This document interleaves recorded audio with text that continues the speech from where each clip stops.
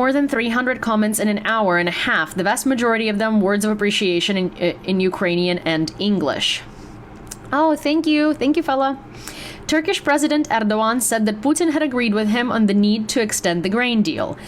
He hopes that the deal will be extended after July 17th when it expires. So, hi Padilla.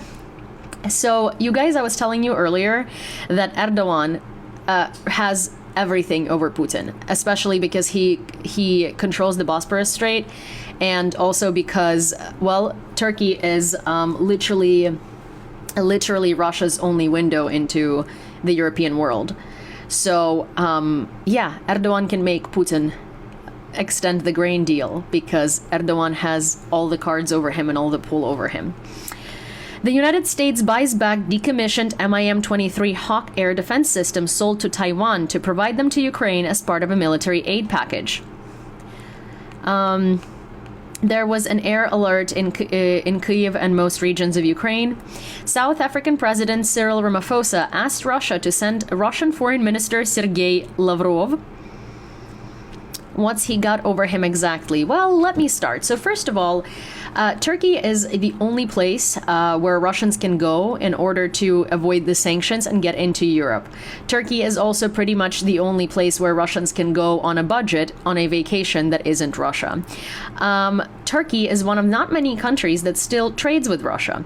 Russian ships are in Crimea, which is the Bosphorus Strait, where Turkey controls those ships. Turkey controls Turkey, yes, but that doesn't matter. Erdogan is corrupt, but that doesn't matter in this situation. Yeah, I'm not giving him any credit. He's a horrible dictator, but that's not the point. The point is that one thing that he did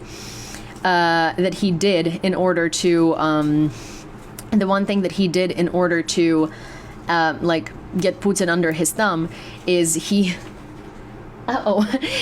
like facilitated this partnership and made lots of money off of Russia because he's playing two sides. But point is that if Erdogan decided that he wants to extend the grain deal, he does not need Putin's permission because his ships, Turkish NATO ships, can escort Ukrainian ships in and out of the Black Sea through the Bosphorus Strait. And Russia's not going to attack the Turkish ships because in order to get to Ukrainian ships with grain, they would have to attack the Turkish ships. And then they would attack NATO. So yeah. Maybe you should stop this if you cannot speak a coherent sentence. Maybe you should stop commenting if you don't speak English well. I'm sorry. Okay, South African President Cyril Ramaphosa asked Russia to send Russian Foreign Minister Sergei Lavrov to the Brics summit in August instead of Putin, but was refused. Discussion with Putin regarding his visit to the summit is still ongoing. South Africa is a signatory to the Rome Statute. Given this, it is forced to arrest Putin under a warrant from the International Criminal Court, but is apparently trying to avoid it. So, Brics, you know, this is like the economic union between Brazil, Russia, India, China, and South Africa. So the funny thing is, the other option for them, if Putin wants to come in person, not through a video call or through sending Lavrov, who is the foreign minister, they can transfer the summit to China, which is something that was proposed, but neither India nor China nor Brazil want to do that, and they're incredibly against it, and that says a lot. Because they're like, no, we don't want to transfer this on the merit of Putin. No, we have the plans for South Africa. Just so he can come, we're not going to do this. So this very much shows kind of like the discord and the discontent that's been going on within the Brics. And it really shows how little people care about Putin at this point.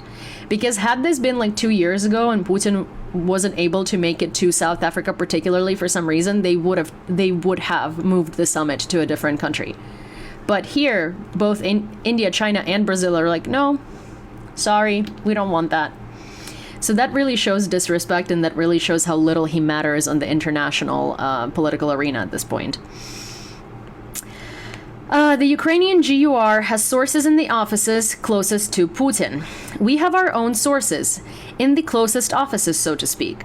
That's why we usually know what's going on, Kirill Budanov told Reuters.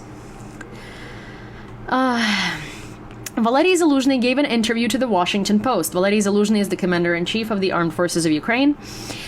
In it, he acknowledged that Ukraine is striking at Russia with weapons of its own production, but did not officially confirm this. Oh, Yulia? Oh, Matt.